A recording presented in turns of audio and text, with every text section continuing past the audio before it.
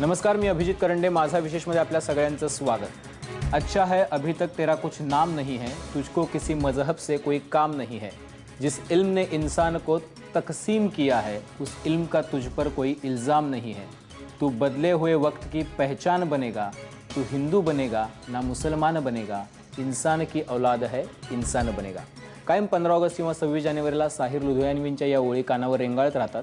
पण त्यानंतर जेव्हा प्रॅक्टिकल आयुष्य सुरू होतं त्यावेळी माणूस कोणीतरी असतोच।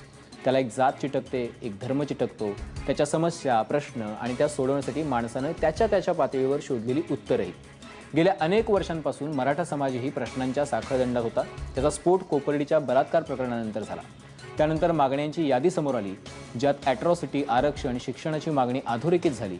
एका पाठोपाठ एक अशी लाखोंच्या संख्येने निघणाऱ्या मोर्चांमुळे आता ओबीसी समाजही रस्त्यावर उतरण्याची तयारी करू लागलाय। त्यामुळेच प्रश्न असा आहे की मराठा समाजाच्या आंदोलनानंतर ओबीसींना काय हवंय, आणि या विषयावर चर्चा करण्यासाठी आपल्यासोबत आहेत राष्ट्रीय बंजारा क्रांती दलाचे हरिभाऊ राठोड, धनगर आरक्षण कृती समितीचे हनुमंत सूळ, ओबीसी एनटी पार्टीचे संजय कोकरे आणि ज्येष्ठ पत्रकार प्रमोद चुंचुवार आपल्यासोबत आहेत। सुरुवातीला मी जातोय हरिभाऊ राठोड यांच्याकडे। हरिभाऊ राठोडजी, सुरुवातीला मराठा मोर्चांनंतर आता तुम्ही मोर्चांची तयारी का करू लागलाय? तुम्हाला काय हवंय आता नेमकं?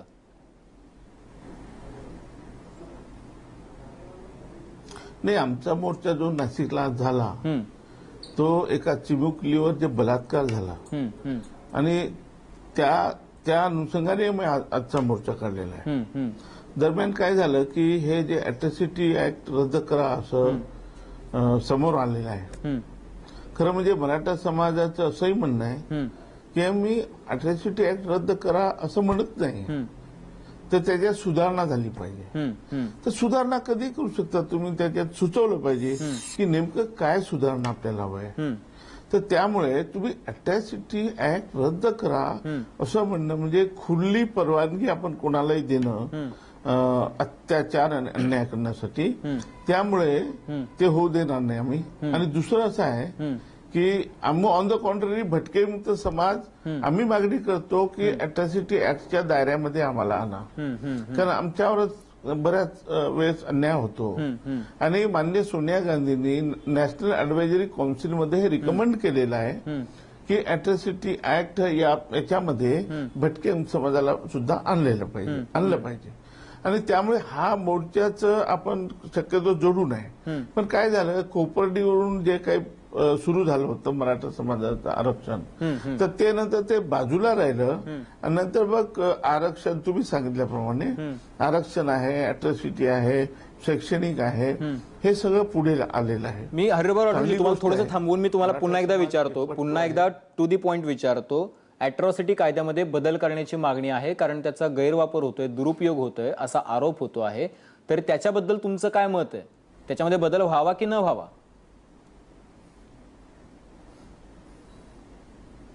बदल सुधारणा व्हायला पाहिजे। सुधारणा आणि अॅट्रॉसिटी ऍक्ट रद्द करा असं म्हणणं याच्यामध्ये दोन बाजू आहे। त्याच्यात काही कमतर कुठल्याही कायद्यात सुधारणा होऊ शकते। अॅट्रॉसिटीज काय, अनेक वेळा आपण अमेंडमेंट देतो, आम्ही सुचवतो आपण, तसं कुठलं तरी हे क्लॉज, हे कॉलम हे याच्यामध्ये सुधारणा झाली पाहिजे। आणि महाराष्ट्रात झाली आहे वेळोवेळी। आता सुरुवातीला जो अॅट्रॉसिटी ऍक्ट होता, तर आता जर तुम्ही गुन्हा दाखल केला तर डायरेक्ट गुन्हा होत नाही आणि ते अटकही होत नाही। त्याच्यामध्ये एसीपी आहे, डीसीपी आहे, त्यांनी कन्फर्म केलं तरच, कारण रागाच्या भरामध्ये एखादी व्यक्ती असं कोणाचं तरी नाव टाकून त्यांना गोवण्याचा प्रयत्न करते असं झालंय आणि होतंय।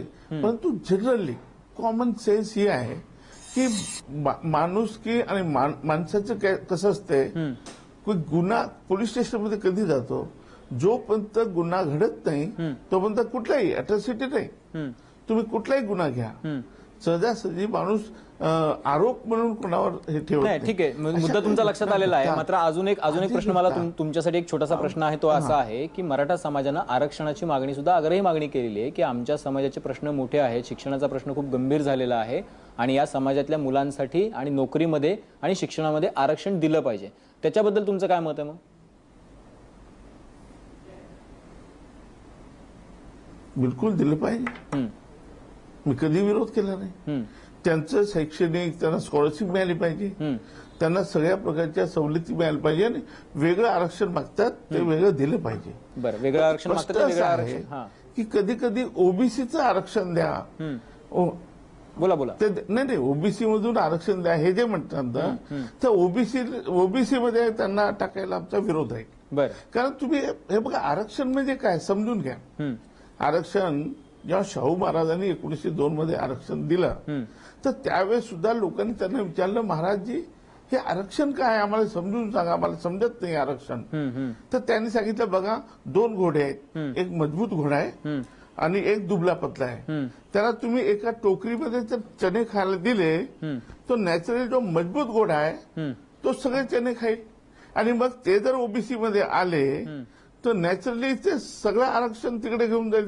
बरं हरिभाऊजी, तुमचा मुद्दा लक्षात आला, हा पण मुद्दा लक्षात आला की तुमचा त्याला ओबीसी मध्ये घेण्यासाठी विरोध आहे. मग तुमचा आजचा मोर्चा जो होता ते त्यासाठी पण होता का, म्हणजे की त्यांचा आता समावेश करू नका ओबीसी मध्ये, ओबीसी मध्ये जर तुम्हाला त्यांना घ्यायचं असेल तर आमचा त्याला विरोध आहे, यासाठी सुद्धा तुमचा मोर्चा होता? मग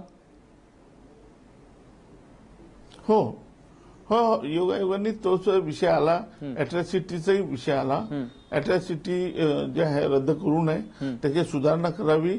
आणि सुधारणाच नाही, मी तर म्हणेल की प्रभावीपणे राबवायला पाहिजे. नक्कीच नक्कीच, जे आता प्रभावीपणे अॅट्रॉसिटी ऍक्ट जो आहे तो प्रभावीपणे राबवला पाहिजे आणि गरज असेल तर सुधारणा पण केल्या पाहिजे. आपल्यासोबत संजय कोकरे आहेत ओबीसी एनटी पार्टीचे. संजय कोकरेचे आता हरिभाऊ जे म्हणाले ते तुम्ही ऐकलत की आरक्षण द्यायला विरोध नाहीये, पण आरक्षण ओबीसीचं द्यायला विरोध आहे. म्हणजे अॅट्रॉसिटी एक बघा, मराठ्यांनी आरक्षण मागितलं नाहीये, मराठ्यांनी काय मागणी केली आहे की आमचं ओबीसीकरण करा.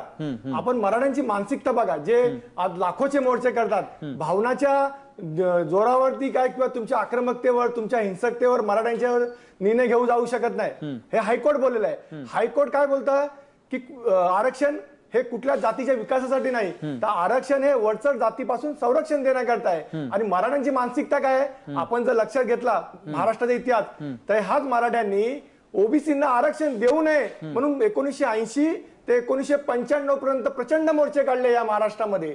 म्हणजे त्यांची मानसिकता होती की ह्या ओबीसींचा विकास होऊ नये, ह्या राष्ट्रीय प्रवाहात हे ओबीसी येऊ नये, आपले आश्रित राहावे, म्हणून ओबीसीच्या आरक्षणाला पहिला कोणी विरोध केला असेल तर या मराठ्यांनी. पण संजय कोकरेजी, तुम्ही म्हणता तुमचा मुद्दा लक्षात आला, पण आता असं आहे ना की ओबीसींना आरक्षण मिळालं, 27% आरक्षण आहे ओबीसींना, आणि आता मराठ्यांची अवस्था जी आहे ती बिकट आहे असा त्यांचा दावा आहे. त्यांच्या मुलांना आणि त्यांच्या जर शिक्षणाचा प्रश्न गंभीर असेल तर तुमचा विरोध काय त्याला? नाही, विरोध सांगतो तुम्हाला. अहो, हा का गरिबी हटावाचा नारा नाही, ते काय दाखवतात महाराष्ट्रामध्ये, आरक्षण म्हणजे गरिबी हटाव आहे, आरक्षण म्हणजे समता प्रस्थापित करण्यासाठी घटनाकरण केलंय. आणि जर मी मान्य करतो गरीब असेल, मग गरीब असेल तर घटनाकारांनी केंद्र सरकारावरती आणि राज्य सरकारावरती जे आर्थिकदृष्ट्या दुर्बळ आहे, कुमकुवत आहेत, त्यांच्यासाठी कलम 38, कलम 39 आणि कलम 41 प्लस कलम 46 हे तरतूद दिलं, आर्थिक तरतूद त्याच्याकडे जात नाही. म्हणजे आपण बघतो दारिद्र्यरेषेखालीची लोकसंख्या किंवा सबसिडी हे त्याच्याकडे जात नाही. पण ते आज काय दाखवतात आहे की आरक्षण म्हणजे गरिबी हटावाचा नारा, ह्यासाठी ही त्यांची मानसिकता आहे. आणि ते आरक्षण कधी मागायला लागले हे पण आपण लक्षात घेतले पाहिजे. एक माझं ऐकून घ्या, कधी आरक्षण मागायला लागले, ज्यावेळी ओबीसींना केंद्रामध्ये 73 आणि 74 घटना दुरुस्त झाली आणि ओबीसींना राजकीय आरक्षण मिळायला लागलं, तेव्हा त्यांच्या पायाखालची वाळू घसरली. आणि त्यांचा मूळ उद्देश आहे की आपली जात वर्गीय सत्ता कशी अबाधित राहिली पाहिजे, ह्यासाठीच ते आरक्षण मागत आहे, बाकी कुठल्याही कारणासाठी आरक्षण मागत नाही. तुम्ही संजय कोकरेजी, तुम्ही एकीकडे म्हणताय की त्यांना त्यांचा हुकूमत कायम ठेवायची आहे म्हणून ते आरक्षण मागतात, पण दुसरीकडे असं पण तुम्ही म्हणताय की हा काही गरिबी हटावचा नारा नाहीये. पण प्रश्न असा आहे की जर समान संधी उपलब्ध व्हायची असेल, जर तिथल्या मराठा समाजातल्या गरीब आणि गरजू मुलांना जर शिक्षण मिळायचं असेल, त्यांना जर नोकरीमध्ये संधी मिळत असेल आणि त्यांचं जर राजकीय आणि त्यांचं जर सामाजिक स्तर जर उंचावणार असेल, आर्थिक स्तर जर उंचावणार असेल, तर तुमचा विरोध नेमका कशाला आहे? त्यांचा आर्थिक स्तर उंचावण्याला तुमचा विरोध आहे का? बघा, ऐकून तर घ्या आमचं मत, ओबीसी एनटी पार्टीचं, ओबीसी समाजाचं मत. ते जातीने जनगणना करा, का नाही ते मागणी करत? ते नचिपन रिपोर्ट जो 50% मर्यादा तोडतो तिकडे ते जात नाहीये. त्यांचा मूळ उद्देश आमचा विकास नाही आहे, हा प्रस्थापित समाजाला, प्रस्थापित ओबीसी मराठा समाजाला फक्त राजकीय सत्ता पाहिजे. जर नचिपन रिपोर्ट गेला तर 50% आरक्षण क्रॉस होते आणि जातीने जनगणना गेला तर आपल्याला कळेल किती लोक गरीब आहे. पण ते लोक आरक्षण मागतच नाही सर. ते त्यांची मागणी काय आहे की आम्हाला ओबीसी मध्ये समाविष्ट करा. हे फक्त बघा तुम्ही, ते आरक्षण मागत नाही, ते ओबीसीकरण करतात आहे. कारण आम्हाला त्यांना आश्रित ठेवायचं आहे, त्यांना आम्हाला निरंतर भक्षक ठेवायचं आहे. आपण जर बघितलं, मी जर जो आरोप करतो, आपण जर बघितलं, जर बिहार बघितलं, युपी मध्ये बघितलं किंवा साऊथ मध्ये बघितलं, तर जो जाट समाज आहे, जो क्षत्रिय समाज आहे, तो भविष्यामध्ये कधी म्हणजे भविष्यात कधी मुख्यमंत्री बनू शकत नाही जाट समाजाचा, ठाकूर समाजाचा. आणि तीच परिस्थिती या महाराष्ट्रामध्ये भविष्यामध्ये येणार आहे. आणि इथेच त्यांचं धाबे धनालय की आणि आपण बघितलं. पण संजय कोकरेजी, तुम्ही इतक्या तावातावाने हे सगळे मुद्दे मांडताय, तर मग तुमचे ओबीसी नेते काय करतायत? तुम्ही इतक्या तावातावाने मांडताय, तुमचे ओबीसी नेते जे विधिमंडळात बसतात, जे तिकडे लोकसभेत बसतात, ते तर ह्या सगळ्या मुद्द्याला काही ते बोलत नाहीयेत. ते म्हणतात की आरक्षण मिळालं पाहिजे. मुद्दा बरोबर आहे तुमचा. कारण त्यांचे गॉडफादर कोण आहे? तो गॉडफादर तेच आहे. म्हणजे गॉडफादरची डोळ्याकडे बघायचं, तेव्हा मुद्दा उचलायचा आणि डोळे पापणी खाली पडली की गप बसायचं. म्हणून म्हणजे आज ओबीसी म्हणून आम्ही बोलतोय, ते त्यांची भूमिका ते स्वतःची मानत नाही, ओबीसी नाही, ते त्यांच्या पक्षाची भूमिका मांडतात. प्रश्न असा आहे संजय कोकरेजी की मराठा समाजाच्या मोर्चांना कुठलंही नेतृत्व नाहीये. तिथं कुठलेही राजकीय नेते जरी आता सहभागी होत असेल तरी त्यांना नेतृत्व नाही. जसं त्यांच्या मराठा समाजाच्या नेतृत्वाचं मराठा समाज ऐकत नाही, तसं तुमचे नेते पण तुमचं ऐकत नाहीयेत का? मग नाही, नेते ऐकतच ना. आमचे सर्व ओबीसीचे नेते ओबीसीच्या प्रश्नावर, कुठल्याही पक्षाचे असो, ओबीसीच्या प्रश्नावर ते आवाज उठवतात. सर्व ओबीसी नेते आमचे ऐकतातच. ओबीसी नेते आज जर तुम्ही बघितलं, तुम्ही बोलता यांना चेहरा नाही, पण यांच्या मागे रसद कोणाची आहे? आज जाणता राजा पवार साहेबांनी काय सांगितलंय की या देशामध्ये फक्त छत्रपतींचंच राज्य राहू शकतं, छत्रपतीच राज्य करू शकतात. याचा अर्थ काय? म्हणजे एक तर दुसरा समाज होऊ शकत नाही, म्हणजे ओबीसी कधीच बनवू शकत नाही. हे त्यांना म्हणजे थोडक्यात मला संजय कोकरेजी, मला फक्त एका वाक्यात तुमच्याकडून आता उत्तर हवंय की तुमचा या आरक्षणाच्या मागणीला पूर्ण विरोध आहे का? पूर्ण विरोध. आणि ह्यासाठी आम्ही दिल्लीला पण मोर्चा काढतोय. ओबीसी एनटी पार्टीतर्फे दिल्लीला मोर्चा काढतात. आणि या महाराष्ट्रामध्ये आता ओबीसी समाज स्वयंस्फूर्तीने मोर्चा काढतोय. आम्ही नाही काढत आहे, ओबीसी समाज काढतोय. मग बीड मध्ये होईल, नागपूरला होईल, सर्व पुऱ्या महाराष्ट्रात मोर्चे निघणार आहेत ओबीसी समाजाचे. कुठलाही राजकीय चेहरा नसणार त्याला. ओबीसी समाज ह्या मराठा ओबीसीकरणाच्या विरोधात, आपल्या हक्काच्या विरोधात, जातीय जनगणनेच्या मागणीसाठी, क्रीमलेअरच्या मागणीसाठी मोर्चे काढणार. कधी तुमचा पहिला मोर्चा कधी आहे? पहिला मोर्चा आमचा नाही, ओबीसी समाजाचा पहिला मोर्चा या महाराष्ट्रामध्ये 20 तारखेला बीडला निघणार आहे. आणि 8 डिसेंबरला हा ओबीसी समाज हिवाळी अधिवेशनावर काढतोय. आणि OBC NT party of India हा दिवाळीला मोर्चा. बरोबर. मला एक गोष्ट सांगा, जसा मराठा समाजाच्या मोर्चांमध्ये कुठलेही राजकीय नेते दिसले नाही, तसे तुमच्या मोर्चांमध्ये काय असणार आहे? नाही, आमच्या मोर्चाला कुठलेही राजकीय नेते नसणार आहे. सर्वसामान्य ओबीसी समाजाचा आवाज आहे तो. म्हणून आम्ही दिलंय वाक्य त्याला, नवपर्व ओबीसी सर्व. नवपर्व ओबीसी सर्व. मराठ्यांना ओबीसी म्हणायला तयार नाहीत, नवपर्व ओबीसी सर्व. हायकोर्टाने सांगितलंय ते क्षत्रिय जात आहे. हायकोर्टाने सांगितलंय 11 वेळा मराठ्यांना आरक्षण नाकारलंय. ते जबरदस्ती घुसी. मराठ्यांनी आरक्षण मागावं ओबीसी मध्ये, त्याला आम्हाला विरोध नाही. पण किती वेळा 11 आयोगाने त्यांना विरोध केला तरी ते मागतात. राष्ट्रीय मागासवर्गीय आयोगाने विरोध केला तरी मागतात. हायकोर्टाने, उच्च न्यायालयाने तरी विरोध करतात, तरी ते घुसायला बघतात आहे. आणि बेकायदेशीर राणे समिती नेमली, म्हणजे गव्हर्नमेंटचा अधिकार नसताना राणे समिती नेमली त्यांनी. हा आयोग कोणाचा अधिकार आहे? राज्य मागासवर्गीय आयोगाने. मुद्दा लक्षात आला संजय कोकरेजी, मुद्दा लक्षात आलेला आहे की तुम्हाला तुमचा मुद्दा लक्षात आलेला आहे संजय कोकरेजी, की तुम्ही म्हणताय की नवपर्व ओबीसी सर्व वगळता मराठा जात. मी हनुमंत सर तुमच्याकडे येणार आहे, पण त्याआधी मी प्रमोद चुंचुवार तुमच्याकडे येतोय. प्रमोद चुंचुवारजी, तुम्ही हे मोर्चे जवळून बघता आहात. तुम्ही आता हे नव्यानं अजून सुरू होणारे मोर्चे तुम्ही आता बघत आहात. तुमच्या शेजारी बसून संजय कोकरे सांगतात की आता आमचे म्हणजे ओबीसी समाजाचे, आमचे नाही ओबीसी समाजाचे मोर्चे निघणार आहेत आणि आता ते स्वयंस्फूर्तीनं निघणार आहेत, त्याच्यामध्ये राजकीय नेतृत्व नसणार आहे. आता हे मोर्चांची लाट सुरू होते महाराष्ट्रामध्ये. कसा प्रश्न सोडवणार कसा? कारण प्रश्न प्रत्येक समाजाचे आहेत. आपण असं नाकारू शकत नाही की मराठा समाजाचे प्रश्न नाही आहेत. मग प्रश्न सोडवणार कसे आपण?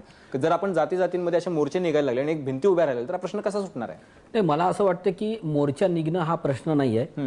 हे फक्त प्रश्नाचं वरवरचं स्वरूप आहे किंवा प्रश्नाचं प्रकटीकरण आहे. मूळ प्रश्न जो आहे त्याचं सगळं आर्थिक कारण आहे. एक तर शेतीत उत्पन्न राहिलेलं नाही. आपण जर ओबीसीच म्हटलं तर कुणबी समाज जो आहे विदर्भामधला खास करून, तो ओबीसी मध्ये ऑलरेडी आहे.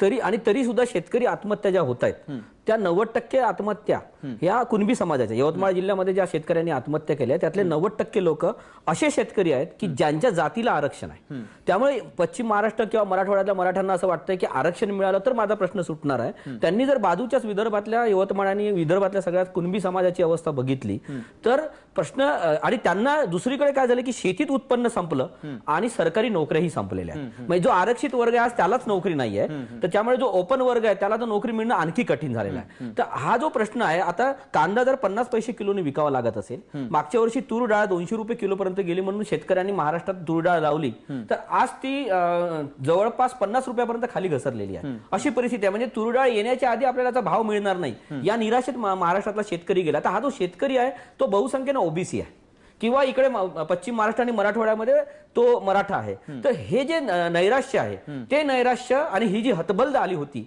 ती मोर्चाच्या स्वरूपाने प्रकट होत आहे. दुसरी गोष्ट, एक आपण माणसाच्या भावनिक गोष्टी असतात. कोपर्डी हे भावनिक जरी निमित्त असेल तरी आपण हे मान्य केलं पाहिजे. ती मागणी माध्यमात हायलाइट होत नाही, पण पुरंदरेंना महाराष्ट्र भूषण दिल्याने कुणबी आणि मराठा समाज आणि एकूणच शिवरायावर प्रेम करणारा समाज, ज्यांना पुरंदरेंनी शिवरायांचा इतिहास विकृत लिहिला असं वाटतं आणि तो समाज दुखावला गेला, तो तेव्हा बोलला नाही. तेव्हा त्याने एक आपल्याला आठवत अशी वोकल मागणी तर मोर्चातून कधी झाली नाहीये. झाली, जे पत्रक झाले आहे त्याच्यामध्ये मराठवाड्यामध्ये त्याच्या पत्रकामध्ये ती मागणी आहे. किंवा आता नवी मुंबईत पण परवा जो मोर्चा निघाला त्याच्यात पण काही प्रकारचे जिल्हाधिकाऱ्यांना जे पत्र मागण्यांचं निवेदन दिलं जातं त्याच्यामध्ये ही मागणी आहे.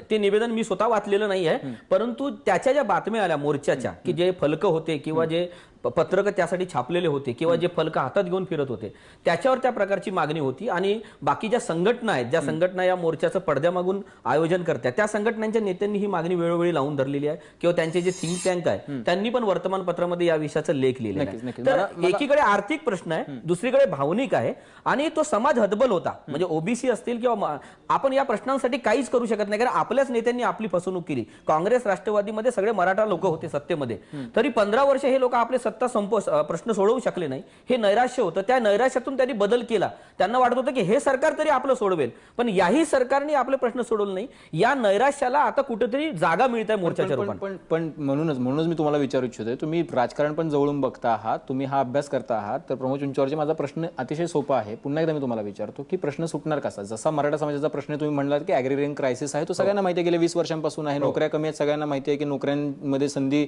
ओपन कॅटेगरीला खूप कमी मिळते सध्या, आणि अगदीच नोकर भरती सुद्धा आपल्याकडे खूप कमी होत गेलेली आहे. शिक्षणामध्ये सुद्धा ती स्थिती आहे. डोनेशन भरल्याशिवाय कुठेही ऍडमिशन मिळत नाहीये. मार्क्स मिळाले तरी सुद्धा तुम्हाला पैसे लागतात शिकायला. हा प्रश्न आहे. आता मराठा समाजाचे मोर्चे निघतात, मग मराठा समाजाला आरक्षण मागितलं तर ओबीसी समाज मोर्चे काढतो की त्यांना तुम्ही ओबीसी मध्ये घुसवू नका. उद्या आपल्याकडे मुस्लिमांना आरक्षण नाहीये, आपल्याकडे अजून 2-3 कम्युनिटीज आहेत ज्या ओपन आहेत, ब्राह्मणांना आरक्षण नाही, जैनांना नाहीये, लिंगायतांना नाही, अशा अनेक कम्युनिटीज आहेत. तर मग असा हा जो आहे हा वर्ग जर दिवसेंदिवस असे मोर्चे निघायला लागले, संघटित होऊन जर लोक रस्त्यावर उतरायला लागले, आरक्षणाचे सगळे प्रश्न मिटतात असं जर वाटायला लागलं तर लोकांचे प्रश्न कसे सुटणार? कारण ह्या मोर्चांमधून एक जातीच्या भिंती उभ्या राहायला लागल्या लोकांमध्ये, आता भांडणं लागायला लागली. आता ओबीसी म्हणजे संजय कोकरेंची प्रतिक्रिया ऐकून मराठा समाज काय विचार करत असेल तुम्ही विचार करू शकता. नाही, मला असं वाटतं की मला कोकरे साहेब मला 1 मिनिट बोलू द्या. मला असं वाटतं की तुमचा मुद्दा बरोबर आहे की प्रश्न कसे सुटणार. मी याचे 2 भाग करतो. पहिली गोष्ट की हा प्रश्न निर्माण का झाला, तर तुम्ही धनगरांचा प्रश्न घेऊन आंदोलन केलं की तुम्ही कॅबिनेट मंत्री होता, तुम्ही आमदारही नसता, पण थेट कॅबिनेट म्हणजे 5-5 वेळा निवडून आलेले लोक आज आमदार मंत्री पण नाही होऊ शकले, पण धनगरांच्या आरक्षणाचा प्रश्न गेला की तुम्ही मंत्री होता. उद्या आणखी कुठल्या समाजाच्या आरक्षणाचा प्रश्न गेला तर लोक मंत्री झालेले आपण बघतो. तर या निमित्ताने जी पायरी आहे, म्हणजे डॉक्टर विकास महात्मे सारखा माणूस ज्याचं आरोग्य क्षेत्रात त्याचा क्लिनिक चालवण्यापर्यंत काही योगदान नव्हतं, त्याने फक्त धनगराचा प्रश्न घेतला आणि ती व्यक्ती थेट राज्यसभेवर गेली. तर हा सोपा मार्ग राजकीय नेत्यांना वाटायला लागलेला आहे की आपापल्या समाजाचा धन आणि त्याला सोशल इंजिनिअरिंगच्या नावाखाली लोकांना सोबत आपला सत्तेचा सोपान चढण्याचा सोपा मार्ग आहे.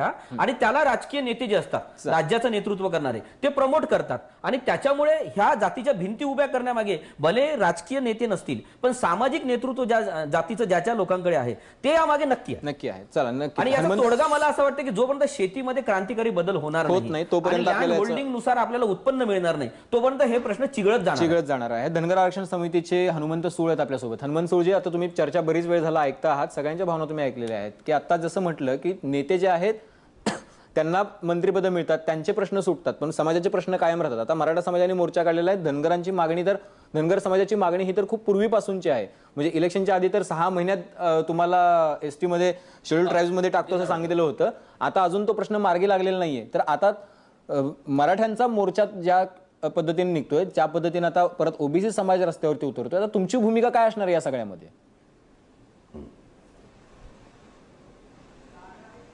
आमची स्पष्ट भूमिका आहे.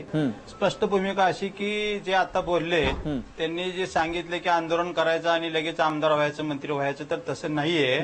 महादेवजी जानकर हे लोकसभेच्या अगोदर मुंडे साहेब, कैलासवासी गोपीनाथजी मुंडे आणि त्यांचा भाजपचा समझोता झाला होता.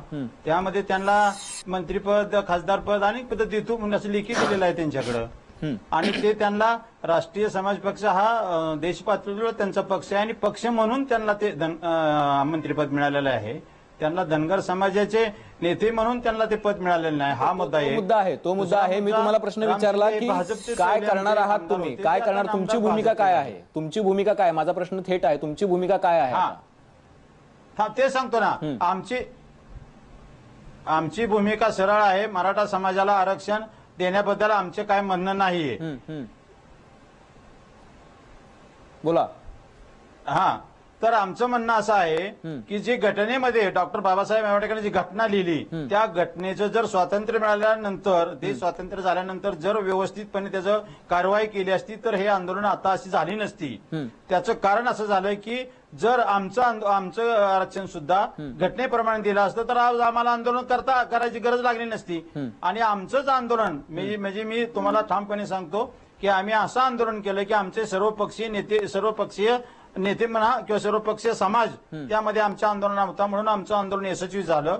आज बरोबर तीच भूमिका, तीच जवळजवळ तशाच पद्धतीचं मराठा समाजाचं आंदोलन सुरू झालेलं आहे. आणि त्यांची काही चुकी नाही. कारण 60 वर्षामध्ये जे काही मराठा समाजामध्ये लोक मोठी झाली आणि सर्वसामान्य शेतकरी होता त्याच्या कुटुंबाची जमीन अशी वेगवेगळी होत गेली आणि आज अगदी 1 एकर 2 एकर शेतकरी आला, शेतीमध्ये परवडना आणि आर्थिक दृष्ट्या माणूस ही झाला आणि इकडे शिक्षणाला बी संधी मिळेना. ह्या भावनेतून त्यांची आहे आणि मग नंतर बाकीच्या गोष्टी त्यांनी त्याबरोबर घेतलेल्या आहेत. पण खरा मूळ मुद्दा आहे की अन्याय तर होतोयच. अट्रॉसिटीचा कायदा आहे, तो जिथं व्यवस्थितपणे राबविला जातो तिथं काय अन्याय होत नाही. पण हीच मंडळी एकमेकावर राजकीय दृष्ट्या आणखी कुठल्या जमिनीच्या बांधातून अनेक भांडणातून याचा वापर मुद्दा बरोबर आहे.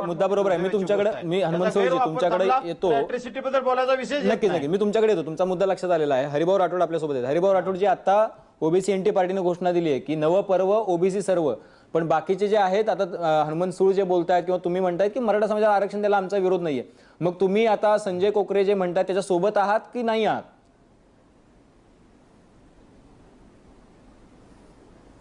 खरं म्हणजे अर्थात आम्ही सोबत आहोत, पण प्रश्न असा आहे, आरक्षणाचा प्रश्न सुटू शकतो.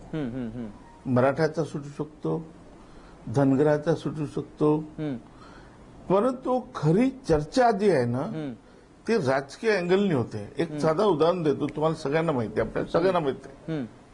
जेव्हा धनगर समाजाने उपोषण केलं, निवडणुकीच्या पूर्वी दिवस आठवा तुम्ही, माननीय मुख्यमंत्र्यांनी काय सांगितलं होतं की आदिवासीच्या आरक्षणाला धक्का न लावता आम्ही आरक्षण देऊ. बरोबर? तो वाक्य विसरून गेले सगळे. आणि ते वाक्य कुठे चर्चेला येत नाही, विधानसभेमध्ये येत नाही. मी वारंवार प्रश्न उपस्थित करतो की त्यांना विचारा की आदिवासीच्या आरक्षणाला धक्का न लावता म्हणजे काय.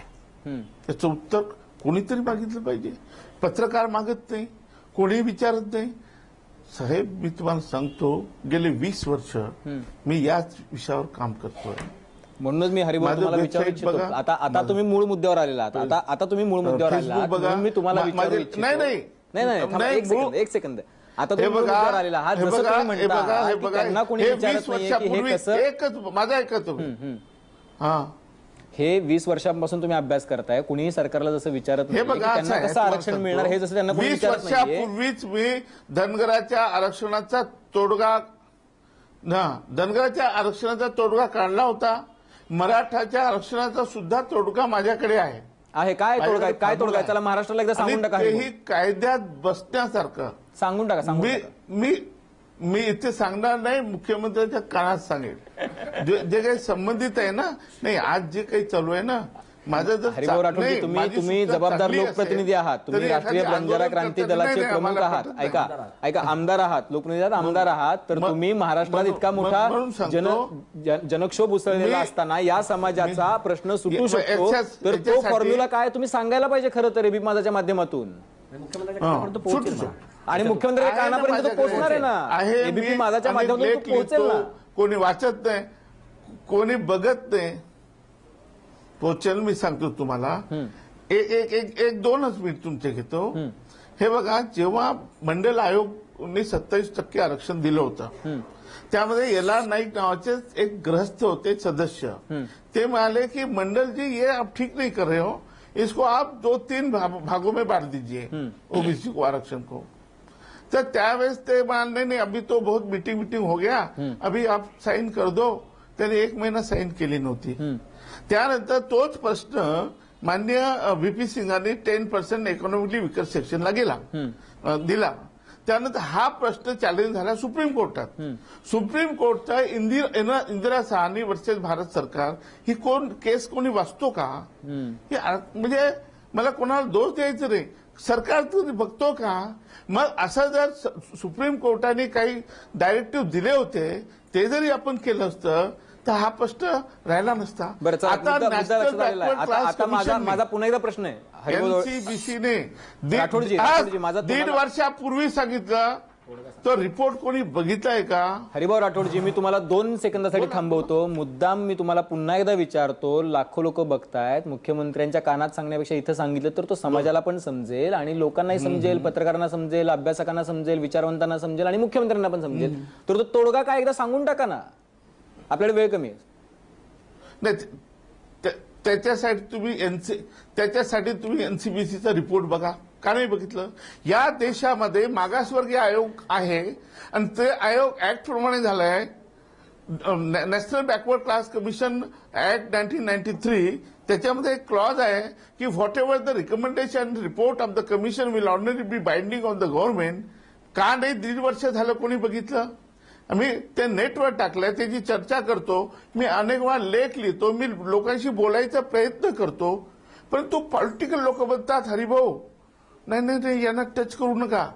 तुम्ही सांगता ते बरोबर आहे, पण आम्ही जर हे केलं तर आमचे कपडे फाटतील. बरं, चला ठीक आहे, मुद्दा लक्षात आला. आंदोलन करते, आमचे कपडे फाटतील. बरं, मला एक प्रश्न विचारायचा आहे. माझ्याकडे उपाय आहे, मी पण जाहीररित्या सांगणार नाही. बरं, ठीक आहे. आधी काही नेत्याशी बोलून त्यांना कन्व्हिन्स करील, मुख्यमंत्र्याला कन्व्हिन्स करील आणि त्याच्यानंतरच हे जाहीररित्या बोलील. बरं, चला ठीक आहे. मी तुम्हाला एका वाक्यात तुम्ही मला उत्तर अपेक्षित आहे. माझा प्रश्न असा आहे की तुम्ही कानात मुख्यमंत्र्यांना जो तोडगा सांगणार आहे त्याच्यासाठी मुहूर्त कुठला आहे? तुम्ही कधी जाणार आहात? बोलावतील तेव्हा मला बोलवलं पाहिजे ना. बरं, ठीक आहे. अनेक वेळा विधानसभेमध्ये, परिषदेमध्ये त्यांच्या जवळ जाऊन सांगितलं, साहेब याचा उपाययोजना माझ्याकडे आहे, तुम्ही बोलवा कधीतरी मला. बरं, अपेक्षा करूयात की मुख्यमंत्री देश पातळीवर काम करतो साहेब, बरेच लोकांना माहित नाही. बरं, चला ठीक आहे. आज मी देशामध्ये या विषयावर काम करतो. नक्कीच 20 वर्ष झाले. नक्कीच. मी अपेक्षा करूयात की मुख्यमंत्री तुम्हाला बोलवतील. मी पुन्हा एकदा संजय कोकरे तुमच्याकडे येतो. संजय कोकरेजी, आता तुम्ही घोषणा दिली आहे की नवपर्व आणि ओबीसी सर्व, सगळ्यांना मान्य नाहीये ना, पण ते म्हणतात की सगळ्यांना आरक्षण मिळालं पाहिजे, तोडगा आहे. हनुमंत सूळ तर तुमच्याशी म्हणजे काय सहमतच नाही, विरोधातच आहे तुमच्या. मग अशा वेळेला आता मला वाटतं की ओबीसी मध्ये पण एक 3-4 मोर्चे निघतील की म्हणजे एक मराठ्यांच्या बाजूने एक आणि ह्यांच्या बाजूने, त्यांच्या बाजूने. हनुमंत सूळ साहेबांनी काय सांगितलं की मराठ्यांचं आरक्षण आणि धनगरांचं आरक्षण आम्ही एकच मागणी करतोय, म्हणजे मराठ्यांना पण आरक्षण मिळालं पाहिजे, धनगरांना पण आरक्षण. एक लक्षात घ्या, मी सांगतो, मी पण धनगर समाजाचा आहे, मी पण त्याच्यामध्ये काम केलेलं आहे. धनगरांकडे आरक्षण मागितलं नाहीये. नीट लक्षात घ्या, धनगरांनी धनगर जो गल्लत झाली आहे, आम्हाला आरक्षण एसटीचं आहेच ऑलरेडी, त्याची फक्त दुरुस्ती करावी. धनगरांनी आरक्षण नाही मागितलंय, ते सांगतात धनगरांनी आरक्षण मागितलं. माझा प्रश्न असा आहे की त्याच्यामध्ये मराठा समाजाचं आरक्षण आणि एक करतात आहे. सूळ साहेब, मराठा आरक्षण आणि धनगरांचं आरक्षण ही वेगळी गोष्ट आहे. धनगर आरक्षण मागताना धनगर चुकीची दुरुस्ती करण्याची मागणी करतोय, हे करतोय. कोकरे साहेब कोकरे साहेब हा बोला सूळजी, बोला सूळ साहेब, बोला. कोकरे साहेब, आम्ही हॅलो, की ऐका की आम्ही जे बारामतीला पंढरपूर ते बारामती आंदोलन केलं त्यामध्ये आमची मागणी अशी होती की आमच्या हातामध्ये सर्टिफिकेट द्या, म्हणजे ऑलरेडी आम्ही त्या एसटी मध्ये आहोत हेच मला पाहिजे. नाही मगाशी तुम्ही गल्लत केली की मराठा आरक्षण मागताय. मुद्दा साहेब कोकरे साहेब, मी तुम्हाला तसे सोपा प्रश्न विचारला. तुम्ही तुमच्या मूळ प्रश्नाकडे या की तुमच्यामध्येच आता समन्वय नाहीये. आता एक म्हणतात की आमचा मराठा आरक्षणाला विरोध नाहीये, असा म्हणणारा एक वर्ग आहे ज्यांना तुम्ही सर्व ओबीसी म्हणता. अजून सांगितलं त्यांना विचारा ना, कुठला मराठाच्या ओबीसी मध्ये आरक्षण घेणार त्यांना पाठिंबा आहे का, त्यांना विचारा. ते बोलले आरक्षणाला. आम्ही काय बोललोय, मराठाच्या ओबीसी गणाला आमचा विरोध आहे, सर्व ओबीसींचा. त्यांना विचारा मराठांच्या ओबीसींच्या हक्कातलं द्यायला. आता तुम्ही जो मोर्चा काढताय त्या मोर्चामध्ये हनुमंत सोळांची संघटना, राष्ट्रीय बंजारा क्रांती दल हे असणार आहेत का? नाही, आम्ही सर्व मी काय बोललो, आम्ही जे आहेत ना सर्व ओबीसी आहोत. ओबीसी ज्यांना वाटतं की जे ओबीसी मध्ये मराठा येऊ नये, त्यांना स्वतंत्र आरक्षण किती द्यावं त्याचं घेणं त्यांना आम्हाला नाहीये. पण ओबीसीच्या उद्ध्वस्त होऊ नये हे ना ज्यांना वाटतं ते सर्व ओबीसी येतील.